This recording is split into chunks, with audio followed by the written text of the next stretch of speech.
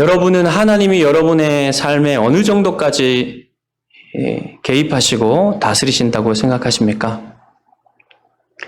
어떤 사람들은 신이 세상을 창조하시었지만 창조만 하시고 딱 빠져서 그냥 모든 것이 자연 법칙에 의해서 하나님이 신이 만들어 놓으신 그 자연 법칙에 따라서 돌아가도록 하셨다.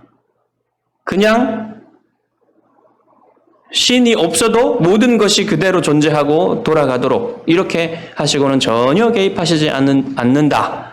이런 생각을 가진 사람들이 있죠.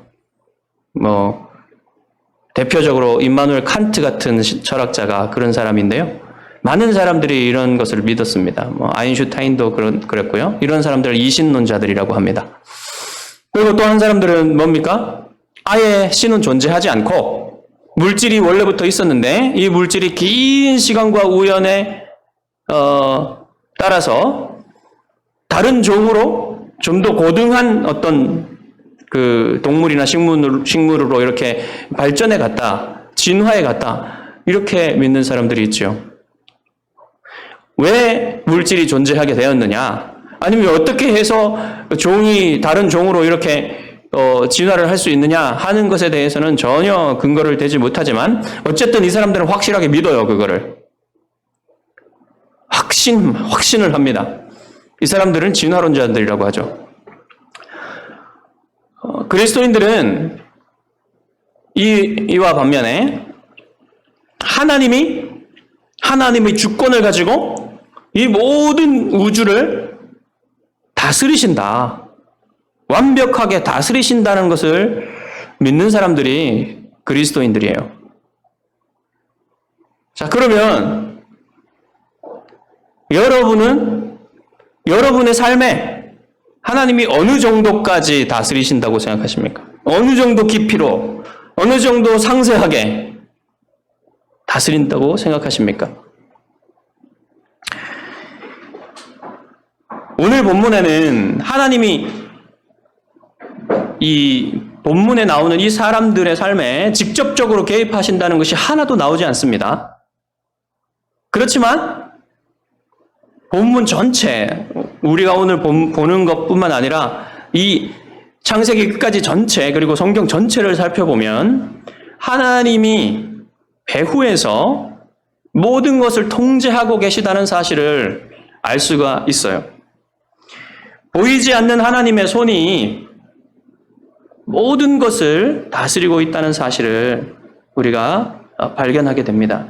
오늘 본문을 통해서 여러분의 삶에 하나님이 세밀하게 통제하시면서 개입하시면서 다스리고 계시다는 사실을 여러분 믿으시고 여러분의 그 삶을 보다 더 온전히 하나님을 의탁하는 여러분의 삶을 하나님께 의탁하는 그런 시간이 되기를 바랍니다.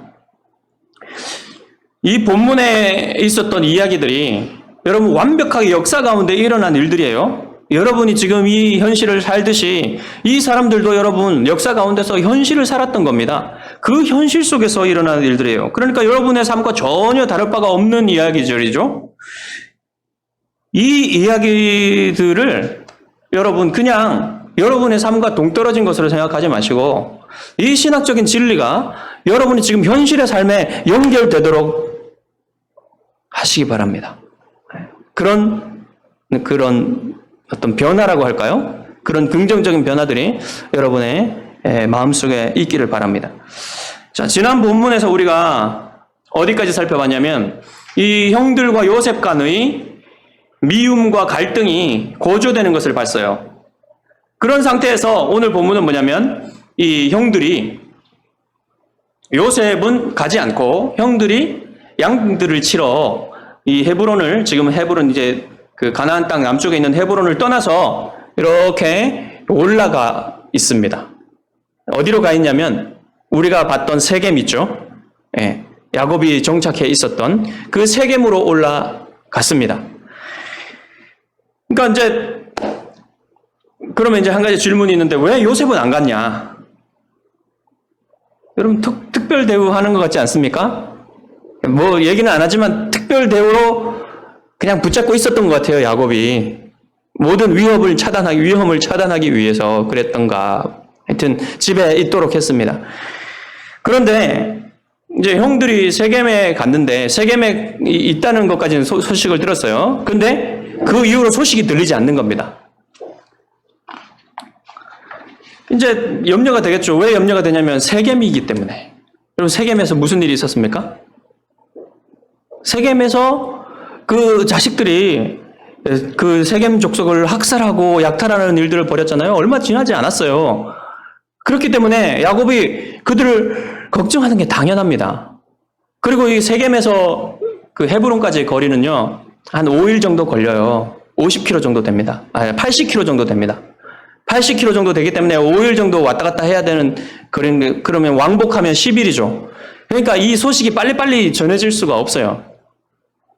그래서 상당 기간 지금 야곱이 형들이 어떻게 있는지, 자식들이 어떻게 있는지 모르는 겁니다. 그러면 이제 알아보기 위해서 누굴 보내야 될 거 아닙니까? 근데 여기서 야곱이 요셉을 보내기로 결정을 해요. 여기에 하나님의 섭리에 하나의 포인트가 있어요. 왜 야곱은 종을 보내줘도 되는데 굳이 요셉을 보내려고 했을까요? 요셉을 보내지 않았다면 이후에 일들이 일어나지 않았을 거 아닙니까? 근데 요셉을 보내기로 결정을 합니다. 여기에 하나님의 섭리가 있어요. 여러분, 사람들의 그 의지는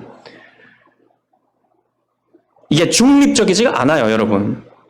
사람들이 자유의지가 있잖아요. 자유의지가 사람들은 완벽하게 중립 상태에서 결정을 할 수 있다고 생각하는데 그렇지가 않습니다. 하나님은요, 우리가 어떤 선택을 할 때 모든 환경과 사람들과 어떤 그 영향을 통해서 사람들의 선택에 영향을 미치세요. 그러니까 지금 야곱이 어떤 선택을 하는 것, 지금 요셉을 보내기로 선택하는 것에도 어떤 영향이 있었던 거죠. 하나님의 섭리가 있는 거예요. 여러분이 어떤 선택을 할 때 여러분이 아무런 영향이 없이, 하나의 영향도 없이 그냥 완벽한 중립 상태에서 결정을 하였다라고 생각한다면 그건 잘못된 겁니다. 모든 것이요, 여러분 주변에서 일어나는 모든 사람들의 말이나 환경이나 이런 것들이 다 여러분 영향을 미쳐요. 그러니까 우리의 의지의 선택은 우리의 지식이나 우리의 감정에 영향을 받는 겁니다. 그러니까 이 모든 것들에 하나님의 통제가 있고요, 다스림이 있고요, 이끌림이 있고요. 네, 이렇게 하셔서 하나님의 선한 목적을 이루시기 위해서 이런 것들에 영향을 끼치신다는 말입니다. 이때도 여러분 하나님의 섭리에 따라서 야곱이 요셉을 보내기로 결정하게 되는 것이죠. 요셉은 아버지의 말에 즉각적으로 순종을 합니다. 요셉도 형들이 자기를 미워하는 것을 여러분 눈치채고 있었죠. 그런데 요셉은 이 형들이 얼마나 깊이 자기를 미워하는지를 몰랐어요. 형들의 이 분노는요, 이 미움은요, 오랫동안 쌓여져 온 겁니다. 레아를 사랑하지 않는 아버지, 그러니까 자기들의 어머니를 사랑하지 않는 어머니, 그리고 첩들의 자식이라고 차별되어 받는 우리 형들, 그리고 디나의 사건에서 여러분 좀 더 그것이 발전했죠. 그리고 요셉에 대해서 아버지가 너무너무 편애를 하잖아요. 그러니까 이 모든 쌓여왔던 것들이 이 편애에서 더욱더 폭발적으로 요셉을 미워하게 만드는 겁니다. 근데 요셉은 이걸 몰라요. 얼마나 이 미움이 깊은지. 그런 상태에서 이제 만약에 알았다면 여러분, 요셉이 그 미움의 깊이를 알았다면 안 가려고 했겠죠. 근데 이걸 모르기 때문에 아버지가 가라고 하시니까 가는 거예요. 요셉이 이제 형들에게, 여러분 상상해 보십시오. 형들에게 그래도 집에서 형들에게 줄 맛있는 음식을 싸서 갔을 거 아닙니까?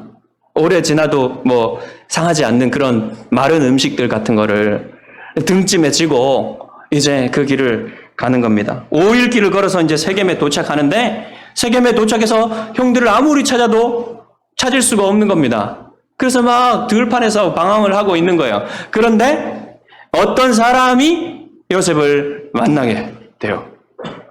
여기에 하나님의 섭리의 두 번째 포인트가 있어요. 어떤 사람이 만나서 요셉에게 무엇을 찾는지 묻습니다. 그러니까 요셉이 형들을 찾는다. 양치는 형들을 찾는다고 하니까 형들이 여기서 떠나서 도단으로 가자라고 얘기했다는 것을 자기가 들었다는 거예요. 자, 여기 보면은요, 이 어떤 사람 이름이 없죠.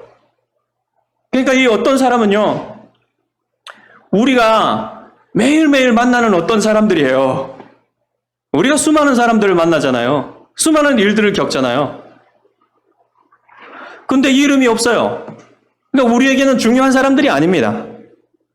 그런데 하나님의 섭리에 있어서는 이게 중요한 사람이 될 수도 있는 거예요. 지금 요셉에게는 이 하나님의 섭리가 이루어지는 데 있어서는 이 어떤 사람이 중요한 사람입니다.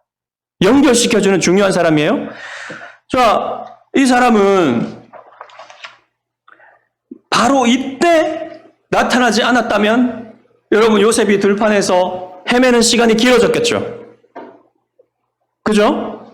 그 헤매는 시간이 길어지면 형들이 만난다고 해도 그때에 요셉이 구덩이에 빠져있을 그때에 이스마엘 상인들이 지나가는 것을 만나지 못할 수도 있습니다.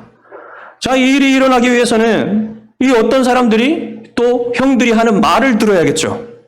그죠? 도단으로 가자 이런 말을 들어야 했는데 그 말을 듣기 위해서는 또 그 말을 듣는 그곳에 있어야 되는 거예요. 정확한 타이밍에. 여러분, 이 모든 것이 우연의 일치처럼 보이잖아요. 근데 여러분 여기서 한 가지만 어긋나도 이 모든 연결은 틀어지고 이 어떤 사람과 요셉이 만나는 일도 없을 것입니다. 만난다 해도 형들의 얘기를 못 들었을 수도 있어요. 그러면 요셉이 더 방황하게 되고 형들을 못 만났을 수도 있고 만난다고 하더라도 이스마엘 상인이 지나가는 그때에 만나지 못할 수도 있는 겁니다. 여러분 이게 무엇을 말합니까? 모든 것이 우연의 일치처럼 보이지만 하나님의 통제 가운데 하나님의 다스림 가운데 이루어지고 있다는 사실을 보여주는 거예요. 그러니까 하나님은 이 일이 일어나게 하기 위해서 여러분 모든 날씨와 주변 환경과 사람들의 말 이런 것들을 모두가 통제하셔서 이것을 다스리셔서 이 일이 일어나게 만드신다는 겁니다. 하나님이 이 선한 목적을 이루시기 위해서 사람들이 경험하는 것을 통제하시고 영향을 주시고 이러면서 하나님의 섭리를 이루어 가신다는 거예요. 제가 아이들에게 이제 우스갯소리로 얘기를 합니다. 이순신 장군은 조선을 구하기 위해서 하나님이 주신 사람이다. 이러면 애들이 막 재밌는 반응이 일어나요. 근데 여러분, 이게 사실입니다.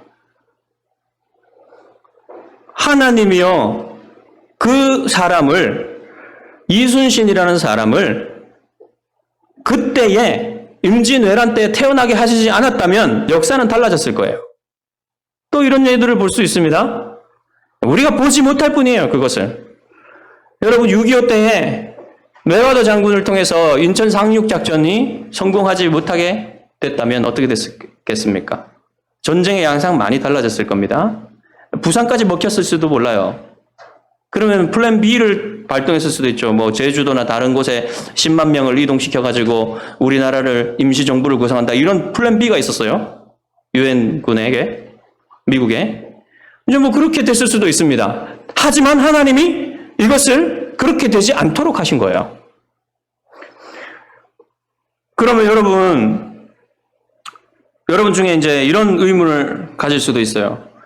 목사님은 어떻게 그 어떤 사람이 하나님이 거기에 준비하신 사람이라고 그 어떤 사람을 요셉에게 만나게 하기 위해서 모든 것을 다스렸다고 어떻게 확신할 수 있습니까?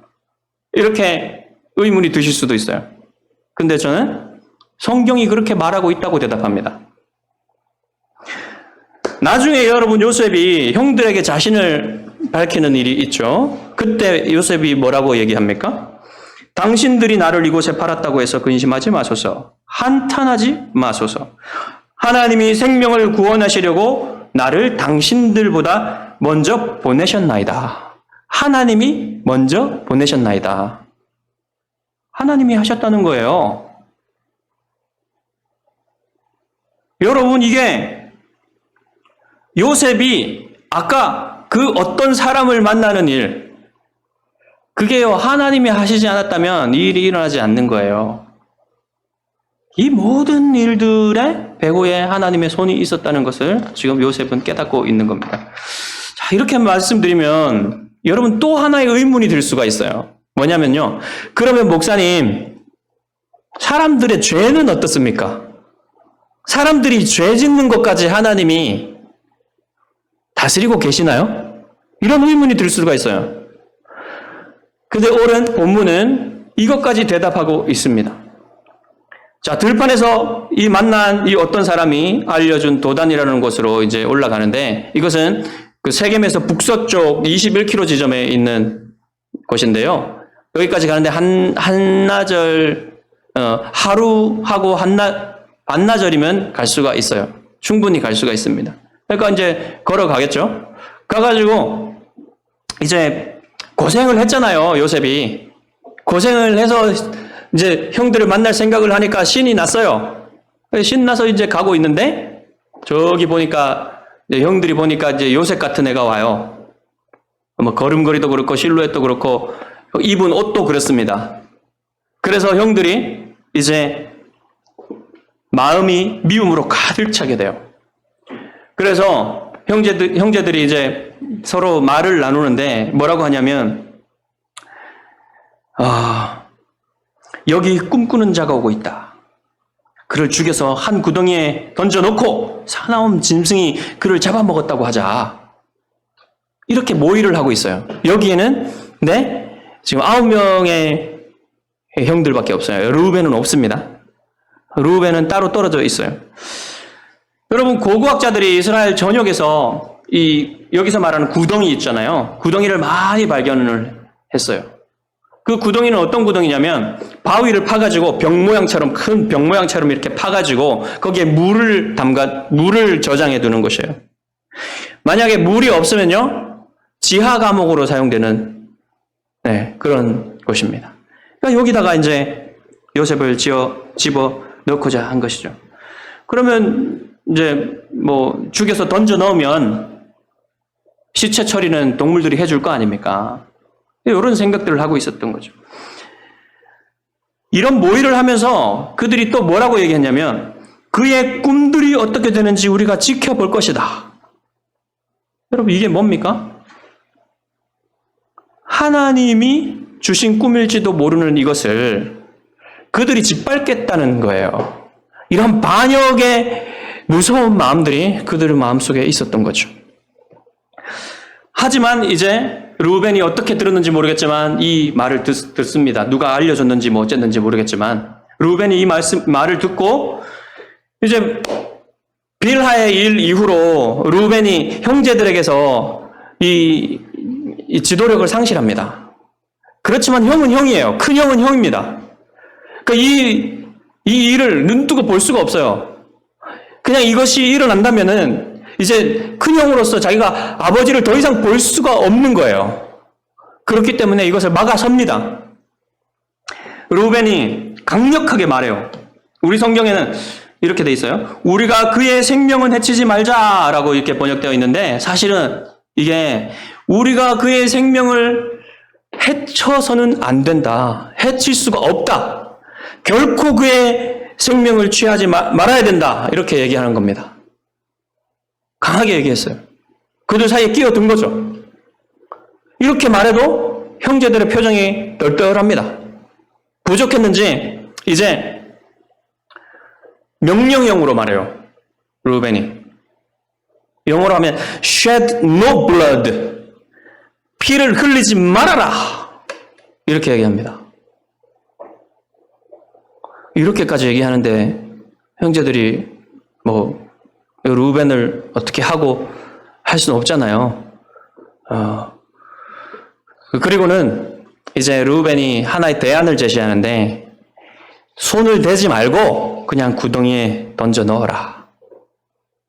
이렇게 해서 나중에 이제 요셉을 구하여 가지고 아버지에게로 데려가려는 그런 마음이에요. 르우벤은. 하지만 이 르우벤을 제외한 모든 형들은 요셉에게 마음이 곱지가 않습니다. 요셉이 도착하자 인사도 하지 않고 요셉을 붙잡아 가지고 요셉의 옷을 벗기는데 마치 동물의 가죽을 벗기듯이 거칠게 요셉의 옷을 벗기고 요셉을 구덩이에 던져 넣습니다. 이제 여러분 요셉의 입장을 생각해 보세요. 갑자기 형들에게 학대를 당하고 이제 구덩이에 던져졌잖아요. 이 요셉의 마음과 몸에 이제 상처가 나는 거죠. 깊은 상처가 나요. 그때. 그렇지만 요셉이 이 일을 당하면서 우리의 그 말씀을 읽어보시면 잠잠해요. 아무런 말도 하지 않아요. 요셉은 그냥 학대를 당하는 것으로 나오죠. 이것은 우리 주님께서 십자가 앞에서 도수장으로 끌려가는 양처럼 아무런 말이 없으셨던 그 주님의 고난의 그림자가 되는 것입니다. 하지만 여러분, 요셉이 실제로는요, 어떻게 했냐면요, 나중에 20년 후에 요셉이 형들에게 일부러 막 이렇게 거칠게 대하잖아요. 그때 요셉의 형들이 자기들의 말을 알아듣지 못하는 줄 알고 막 얘기를 합니다. 뭐라고 얘기하냐면 우리가 아우의 일로 말미암아 범죄하였도다. 그가 우리에게 애걸할 때에 그 마음의 괴로움을 보고도 듣지 아니하였으므로 이 괴로움이 우리에게 임하도다. 여러분, 요셉의 형들은 잔인했어요. 요셉이 그렇게 형들 왜 이러세요? 살려주세요. 제발 살려주세요. 그렇게 애걸하고 그렇게 요청을 하는데 형들은 뭐를 했냐면 요셉이 가져온 음식들을 펴놓고 즐겁게 음식을 먹었습니다. 그게 생각이 난 거예요. 자, 이제 형제들이 르우벤의 말을 듣고 요셉의 피를 흘리지는 않았지만 작정이 무슨 작정이냐면 구덩이에 빠뜨려 놓고 그냥 가서 굶어 죽일 작정입니다. 그런 생각을 하고 있었어요. 그리고 이제 음식을 먹고 있는데 이스마엘 카라반이 그곳을 지나가는 것을 보입니다. 그러니까 유다가 눈을 들어 보니까 이제 카라반이 보이잖아요. 번뜩 이런 생각이 떠올랐어요. 우리가 우리의 혈육인 동생을 죽여서 뭐 하겠느냐, 뭐가 유익하겠냐, 저 사람들한테 팔아버리자. 이렇게 하니까 형제들이 좋다고 얘기하는 거예요. 이때 르우벤은 없었습니다. 그러니까 은 20에 요셉을 이스마엘 카라반한테 팔아버리는 거예요. 이들은 낙타를 타고 지금 유향과 모략과 이런 팔 것들을 가지고 애굽으로 가는 길이었죠. 이제 여러분 한번 이 형들의 죄악에 대해서 한번 생각해 봅시다. 하나님이 이 형제들의 죄에 대해서 여러분 통제하고 계시는 겁니까 지금? 통제하고 계시는 걸로 보이세요? 아니세요? 통제하고 계시는 겁니다, 여러분. 르우벤이 요셉을 죽이지 못하도록 막았죠. 그리고 나서 카라반이 지나가고 유다가 요셉을 죽일 필요가 뭐 있냐, 그냥 우리가 팔자, 이런 마음이 들었죠. 하나님이요 범죄하는 그들의 마음에도 역사하고 계시는 거예요. 그들 범죄도 다스리고 계시는 거예요. 죄도. 여러분, 하나님이요 하나님의 선한 목적을 이루시기 위해서 사람들의 죄도 다스립니다. 여러분, 만약에 하나님이 사람들의 죄를 다스리지 않으면 어떻게 되겠습니까? 우리의 이 사회를 생각해 보세요. 성령께서 사람들이 죄를 짓도록 그냥 놔두신다면요. 지금 우리는 여기에 있을 수 없습니다. 사회는 완전 지옥이 됩니다. 근데 하나님이 사람들의 죄를 통제하시고요, 억제하시고요,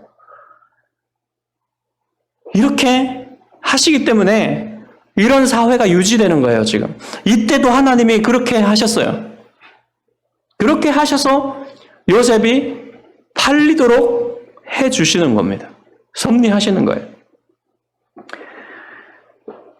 여러분, 이게 근데 하나님이 죄를 조장하신다는 말이 아니죠.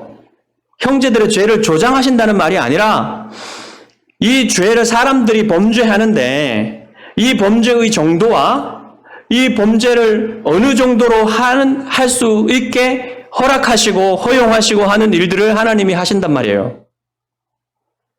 그렇게 해서 일이 성취되도록, 하나님의 목적이 성취되도록 하신다는 말입니다. 이렇게 하나님이 이 죄를, 사람들의 죄를 통제하고 계셔요. 컨트롤하고 계세요. 완벽하게. 여러분, 심지어는 마귀도요, 하나님의 허락 없이는 아무 일도 할 수 없습니다. 지금 당장 마귀와 그의 세력들, 귀신들에게 그만 멈춰라고 하시면 아무 일도 할 수 없어요. 그렇지만 하나님이 하나님의 선한 뜻을 위해서 지금 마귀와 마귀의 세력들이 활동할 수 있도록 허용을 하시는 겁니다. 지금 그런 일들이 우리 주위에서 벌어지고 있는 거예요. 그래서 이제 형제들은 미디안 상인들에게 요셉을 팔았죠. 미디안 상인이라고 하는 이유는, 아까는 이스마엘 상인이라고 하고 지금 미디안 상인이라고 하는 이유는 아마도 이 이스마엘 사람들하고 미디안 사람들하고 통혼을 해서 서로 섞여 있는 상태이기 때문에 그렇게 말하고 있는 것처럼 보입니다. 본문에는 아직도 더 남아있어요. 하나님의 섭리를 생각해 볼 수 있게 하는 것이. 먼저 르우벤이 요셉이 팔려나간 것을 알았을 때 어떻게 반응합니까? 자기 옷을 찢고 엄청나게 슬퍼하죠. 내가 어떻게 아버지의 얼굴을 볼까? 이러면서 슬퍼하죠. 그런데 그 다음에 행동을 하지 않습니다. 만약에 여러분, 르우벤이 진짜 요셉을 구할 마음을 더 가졌더라면 어떻게 해야겠습니까? 이거 놔두고 형제들에게 맡겨놓고 자기가 종들을 데리고 가서 웃돈을 주고 찾아가지고 요셉을 구해오면 될 거 아닙니까? 근데 그런 일은 일어나지 않았어요. 그 일까지는 하진 않았어요. 그냥 르우벤은 형제들이 이제 요셉의 옷에다가 수염소를 잡아가지고 피를 묻혀서 아버지께 악한 짐승이 요셉을 죽였다고 하자. 이렇게 하는 말을 받아들이는 거예요, 그냥. 만약에 여러분요, 르우벤이 쫓아가서 요셉을 구해왔다면 요셉이 보디발에게 팔리고 애굽의 이인자가 되는 일은 일어나지 않았을 겁니다. 그리고 두 번째로, 야곱이 형제들에게 속아요. 여러분, 속는 게 당연한 것처럼 보이죠? 근데 여러분, 야곱이 형제들의 말을, 자식들의 말을 안 믿을 수도 있잖아요. 어떻게 이것이 형제들의, 아들들의 말을 확실하게 믿을 수밖에 없는 정황들은 있지만, 이거를 의심하고 요셉을 찾아볼 수도 있지 않습니까? 요셉의 시체는 발견되지 않았던 거 아니에요. 그러니까 모든 것을 제쳐놓고 야곱이 조사단을 꾸려서 어디든 찾아볼 수 있을 거 아닙니까? 근데 그런 일은 일어나지 않았어요. 만약에 야곱이 가서 요셉을 찾았다면 또 요셉이 애굽의 이인자가 되어서 수많은 사람들을 구하는 일은 일어나지 않았을 겁니다. 그리고 세 번째로, 애굽에 가서 요셉을 산 사람이 누구냐면 바로의 친위대장 보디발이었어요.